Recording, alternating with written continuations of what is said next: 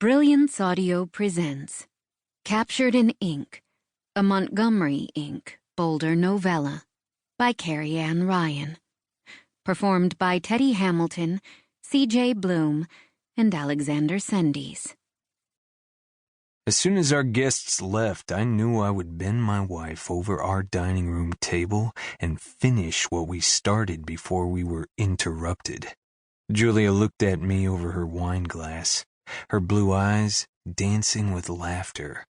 Oh, I had a feeling she knew exactly where my mind had gone. Was it my fault, though? Honestly, she might be wearing a dress that covered her completely and went down to her knees, but it hugged her curves, and all I wanted to do was ruck it up her hips and see what we could get up to. We experimented often and tried everything we could to fulfill our needs and changing desires. I'd found my perfect partner, and I fell in love with her more every day. She rolled her eyes, and I gulped half my wine, trying to calm myself. As it was, my dick pressed into my jeans, and I held back a curse. Julia's co-worker and his two spouses were telling a story about one of their family members, and I was only half listening. Julia was laughing along, paying attention, and I knew I should as well. I liked Ethan Montgomery and his spouses, Holland and Lincoln. They were great people, and I got along with them. I even worked with their brother-in-law, Marcus, at the library. We were all one big, tattooed family, and admittedly, a little weird. And yet all I could think about was my wife. I still couldn't believe I had married the love of my life, and that she still wanted to be with me after all these years. Are you going to keep making swoony eyes at Julia over the table, or are you going to start paying attention to us? Lincoln asked, and I cleared my throat as everyone at the table broke out into laughter. Sorry, it's been a strange day. I shook my head and took another sip of my wine. I vaguely remember Marcus saying you had book club today, Holland said, her voice kind.